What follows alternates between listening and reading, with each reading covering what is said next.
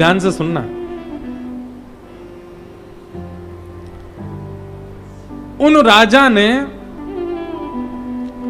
अपनी सीमा पर सैनिक बैठा रखे थे। बिल्कुल ऐसी ही चर्चा मधुकर शाह ओरछा के राजा की भी सुनाई देती है, थोड़ी कम। ओरछा के राजा ने भी अपनी सीमा पर सैनिक बैठा रखे थे, पर दोनों राजाओं की एक समानता थी कि सैनिकों के हाथ में आयुध नहीं है। सैनिकों के हाथ में क्या है? दिया, बत्ती, रोरी, चावल, माला।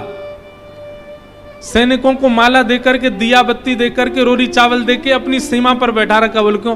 कोई भी संत जा रहा हो उनको जाकर के तिलक करना, आरती करना, माला पधराना, और तुम्हारा एक ही काम है क्या? किसी भी प्रकार से, चाहे जबरदस्ती करनी पड़े, चाहे कुछ करना पड़े, संत को एक रात्रि तो नगर में लेके आना है। ये सब सैनिकों को सेवा दे रखी है। सब लोग इधर देखो।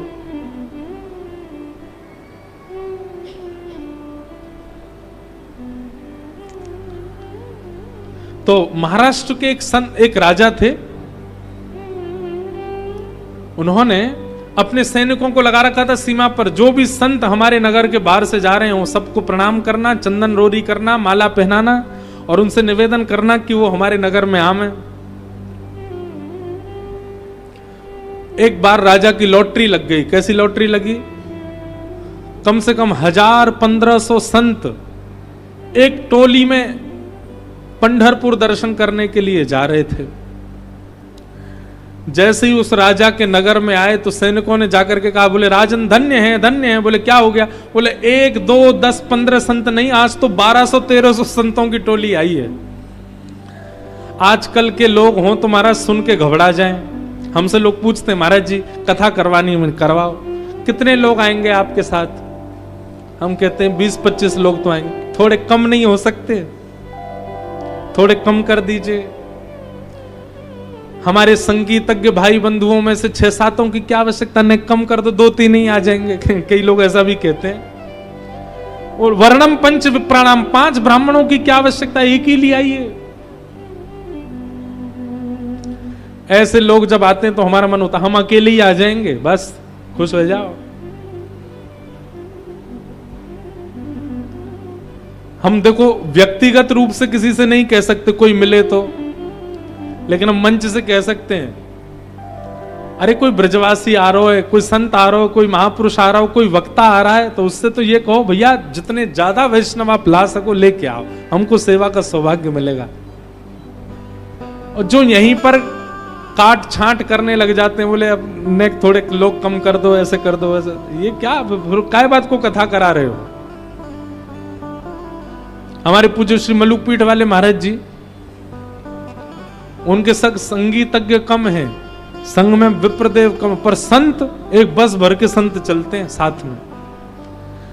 महाराज जी कहते हैं जहां भी कथा होती है, प्रथम जो श्रोताओं की आगे वाली पंक्ति है उसमें संत ही बैठते हैं। पीछे वाले चाहे सोएं, चाहे रोएं, चाहे उठें, चाहे जाएं, कोई मतलब, हम उन्हीं को कथा सुनाते रहते हैं। मैंने महाराज जी हमारा भी मन होता हम भी ऐसे ही करें, हम भी कुछ 50-60 संतों को लेकर चलें, उन्हीं को ही आगे बैठा कर उन्हीं को ही कथा सुना। उनका काम ही यही, कथा सुनो, उठेंगे भी नहीं, रोएंगे भी नहीं, कहीं जाएंगे भी नहीं, चाय भी नहीं पिएंगे, केवल कथा सुनेंगे। कथा सुनाने में अच्छा लगता है।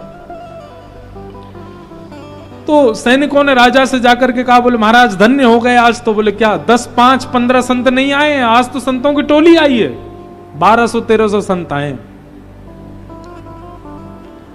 राजा के नेत्र सजल हो गए। बोले अब तो रज रज के सेवा करूंगा संतों की। राजमहल खोल दिया। संतों ने कहा हम महलों में नहीं रहते, महलों में रहने से भजन नहीं होता, हमारे लिए कुटिया बनवाओ। राजा के लिए क्या कमी, उसने कुटिया बनवा दी। नहीं, सब संतों की महाराज कुटिया बनवा दी। जैसी इच्छा चाहे वैसी प्रसादी की व्यवस्था, वैसी भोजन की व्यवस्था, वैसी जल की व्यवस्था। एक रात्रि संत रहे, राजा ने खूब सेवा करी। दूसरे दिन समस्त संत प्रातः काल उठ करके स्नान आदि करके अपना सब संध्या वंदन तिलक आदि लगा करके सब तैयार हो गए। राजा चरणों में प्रणाम। बोले आप कहाँ जा रहे हैं आप? बोले हम सब जा रहे हैं पंढरपुर, जिसके लिए आए हैं दर्शन करने जा रहे हैं। राजा बोला, महाराज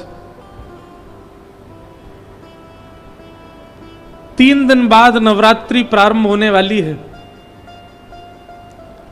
और नवरात्रि का पावन पर्व मेरे घर में प्रारंभ हो और संत मेरे घर से चले जाएं, ये तो अशुभ संकेत है। मेरी आप सबसे प्रार्थना है, आप अभी मत जाइए। नवरात्रि की 9 रात्रियों को पावन करके उसके बाद दशहरा को आप लोग प्रस्थान कर जाइएगा।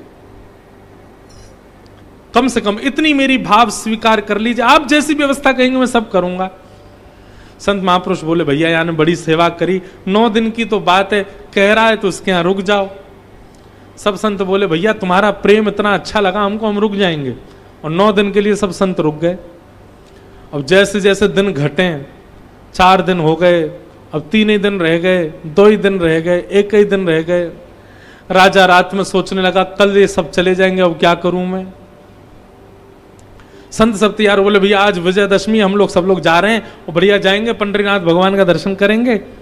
बोले महाराज विजयदशमी के दिन इतने सारे संत मेरे यहां आए और दशमी पूर्ण होने के बाद एकादशी का यदि व्रत मेरे स्थान पर करके नहीं गए तो।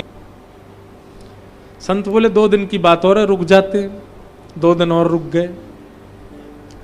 तभी महाराज देखा कि राजा बड़ी व्यवस्थाओं में लगा था, खूब सारी व्यवस्थाएं कर रहा था, खूब सारे हलवाई। संतों ने कहा, भैया ये काय की व्यवस्था कर रहे हो। बोले, अरे मेरे यहाँ इतने संत आए हैं, कुछ ही दिनों में शरद पूर्णिमा आने वाली है और शरद पूर्णिमा की रात्रि होगी, महाराज का यहाँ पर सुंदर वाचन होगा, भागवत जी के रास पंचाध्याय की कथा होगी, आप सब संत बैठे। बोले हम तो सब कल जा रहे हैं। बोले ऐसे कैसे चले जाएंगे, शरद पूर्णिमा मेरे नगर में मन रही हो और संत यहां से चले जाएं। आप सबसे मेरी प्रार्थना, कम से कम शरद पूर्णिमा तक तो यहीं रुकिए। अभी कितने सुंदर सुंदर पर्व आएंगे, गोपाष्टमी होगी, शरद पूर्णिमा होगी, दीपावली होगी, गोवर्धन पूजा होगी, इतने सुंदर पर्वों में क्षमा कीजिए, मैं राजा बनकर के हठ पूर्वक आपको कह रहा हूं, आप लोग यहां से जा नहीं सकते। संत एक दूसरे का मुख देखने लगे। बोले भैया ये तो विचित्र ही हो गई बात। लेकिन संतों को इतनी सेवा प्राप्त हो रही थी कि कुछ संत तो राजा की रजा में राजी हो जाते थे। बोले कोई बात नहीं, कह रहा है तो रुक जाते हैं, कोई कमी तो कर नहीं रहा, हमारा भजन भी बन रहा है, भोजन भी बन रहा है, सब कुछ तो हो रहा है। करते करते करते महाराज चैत्र का महीना आ गया, वो संत गए ही नहीं। चैत्र का महीना आया। बोले महाराज अब तो रामनवमी आने वाली है, ऐसे कैसे चले जाओगे, अब तो हनुमान जन्मोत्सव होगा, ऐसे कैसे आप चले जाएंगे। अरे सीता नवमी आने वाली, आपको कैसे जाने दूंगा। ऐसे ही सब उत्सवों के बहाने कर करके राजा ने 1 साल तक संतों को अपने यहां से जाने ही नहीं दिया। संत सब आपस में बैठे, बोले राजा रोज रोक लेता हमको। 1 वर्ष निकल गया, इसलिए साधु बने हम लोग, इसलिए महात्मा बने, इसलिए अयोध्या से निकले थे। पंडरीनाथ भगवान का दर्शन नहीं हुआ। 1 साल एक राजा के और दक्षिणा में और उसके व्यंजनों में इतने मोहित हो गए हम सब।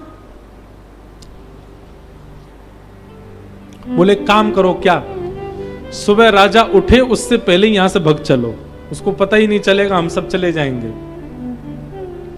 सब संत बोले ये ठीक है,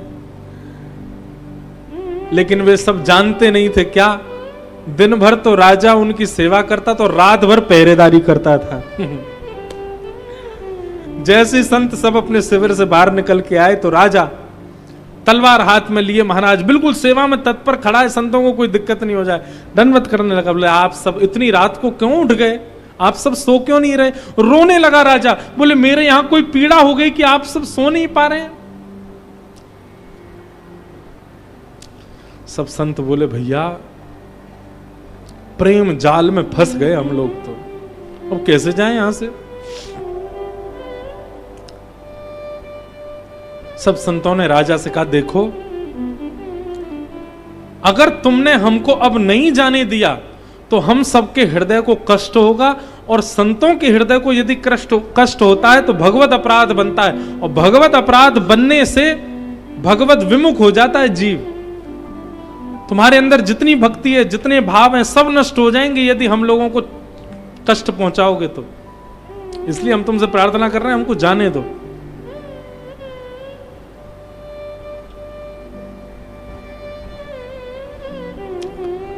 संत जैसे ही जाने लगे। अब देखो इसके आगे की कथा जो ना थोड़ी अटपटी है, इसलिए आप सब लोग उसके प्रति कोई अविश्वास या फिर उस कथा के प्रति कुछ ऐसी भावना मत रखना कि ये ऐसा नहीं करना चाहिए। पर जिन लोगों के लिए संत श्रेष्ठ हैं वो कुछ भी कर सकते हैं। राजा को इतना दुखी देख करके रानी ने मन में विचार किया कि अब संत जैसे ही हमारे नगर को छोड़ के जाएंगे तो संतों के जाते ही राजा अपने प्राण त्याग देंगे। रानी को यह बात पता थी, बोले ये होगा ही होगा, और मेरे पति के प्राण जाते ही मेरा बालक तो अभी छोटा सा है, 6-7 महीने का है, राज्य गद्दी पर अभी बैठेगा नहीं, और इस राज्य गद्दी पर कोई राजा नहीं होगा तो भाइयों में, परिवार के लोगों में कलेश होगा, कलह होगा, और राजा की और भी पत्नियां हैं, वे पत्नियां भी कोई ना कोई षड्यंत्र करके मेरे बालक को मार देंगी कि कैसे भी करके ये बालक जीवित रहा तो यही राजा बनेगा, और मेरे बालक की मृत्यु हो जाएगी, मेरे बालक की मृत्यु होगी तो मैं भी जीवित नहीं रह पाऊंगी। तो उस रानी ने क्या किया, ये सब उसने केवल विचार किया कि संतों के जाते ही राजा मरेंगे, राजा के मरते ही कलेश होगा, कलेश होते ही विवाद होगा, विवाद होते ही मेरे बालक को मार दिया जाएगा, भाई भाई आपस में लड़ेंगे राज्य गद्दी पर बैठने के लिए। अब हमारे राज्य में घनघोर नाश के बादल छा जाएंगे। उसने मन में विचार किया कि नाश के बादल ना देखने पड़े, जो काम बाद में होना है वो पहले ही हो जाए। है तो अटपटी बात, पर उसने ऐसा किया। क्या किया, अपने 6 महीने के बालक को विष दे दिया। बोले इस बालक का कल कोई और वध कर दे, उससे अच्छा मैं ही इसका आज वध कर देती हूं, क्योंकि अब ये होना है। संत तो जाएंगे और संतों के जाते ही मेरे पति मरेंगे, तो मृत्यु होनी, और उसमें मुझे सती होना है, और मैं यदि बालक छोड़ के सती हो गई तो मेरे बालक का तो बहुत बुरा हो जाएगा, इसलिए पहले ही अपने बालक को विष दे दिया। प्रातःकाल संत जैसे ही नगर छोड़ करके जाने को तैयार हुए, महाराज पूरे महल में मातम मन रहा था, सब रो रहे थे। संतों ने सेवकों से पूछा क्या बात है, ये महल में इतना रुदन क्यों हो रहा है। तब एक सेवक ने सत्य बताया, बोले आप सब जाएंगे, आप सबके जाते ही राजा प्राण त्यागेंगे, राजा के साथ रानी सती होगी, उनका 6 महीने का बालक रह जाएगा, पूरा नगर उसके प्रति विवाद करेगा, कोई उसको मार भी सकता है। इस विचार को करके रानी ने उसको कल रात्रि विष दे दिया।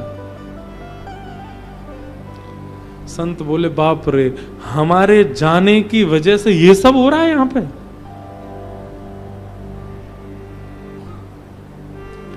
संत सब उस राजा के सामने गए, अपने बालक को गोद में लेकर के रो रहा था, लेकिन तब भी कह रहा था मुझे अपने पुत्र की मृत्यु का इतना शोक नहीं है, पर आप सब आज चले जाएंगे तो मैं जीवित कैसे रहूंगा।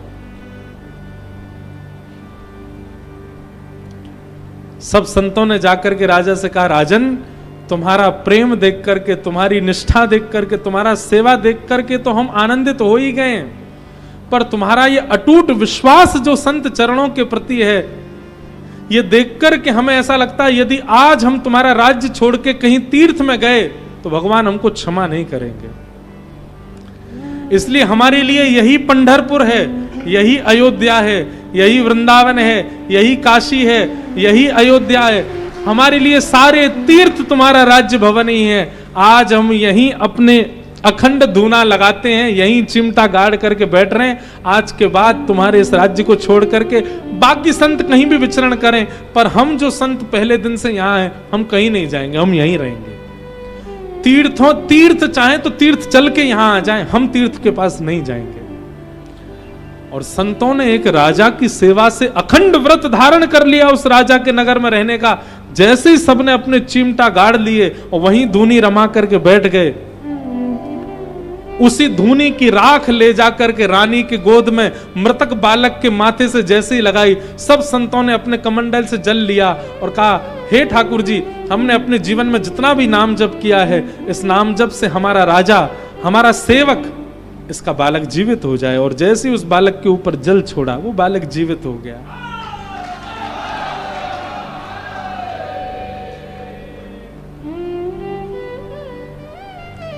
ये केवल सुन लीजिए, क्योंकि आज की डेट में ऐसी निष्ठा संत चरण में होना हो ही नहीं सकती।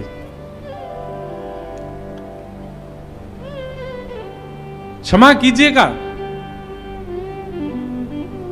बिन बताए बिन बुलाए कोई संत आपके घर पर आकर के आपका गेट खटखटा देना और आप द्वार खोल करके देखो, पीत वस्त्र में, हाथ में चिमटा लिए, त्रिपुंड लगाए, जटाजूट धारण किए, एक झलक देख करके तो पहले किवाड़ बंद करोगे, भीतर लगा के लॉक, भीतर जाके सबसे पहले 100 नंबर डायल करोगे, सुनो हमारे द्वार पे कोई आके खड़े हैं और ये जरूर हमको कुछ वो लग रहे हैं, पति को पहले सतर्क कर देंगे, उसको सतर्क। ठीक है, भले ही वो कैसा भी हो, पर आपका सबसे पहला क्रम उसको प्रणाम करना नहीं होगा, अपनी सावधानी करना होगा। जबकि भक्तमाल जी और सब शास्त्रों ने यह कहा है, संत भले ही अपने स्वभाव व्यवहार से कैसा भी हो, लेकिन उसकी भेष और आवरण यदि संत का है, आपको उसके प्रति सम्मान की भावना ही रखनी चाहिए।